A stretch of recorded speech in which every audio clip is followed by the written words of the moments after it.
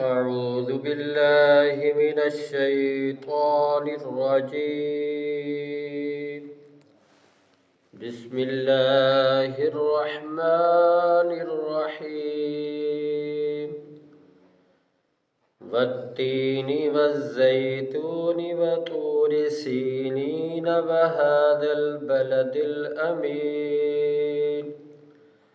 لقد خلقنا الإنسان في أحسن تقويم ثم رددناه أسفل سافلين إلا الذين آمنوا وعملوا الصالحات فلهم أجر غير ممنون. فما يكذبك بعد بالدين؟ أليس الله بأحكم الحاكمين؟ صدق الله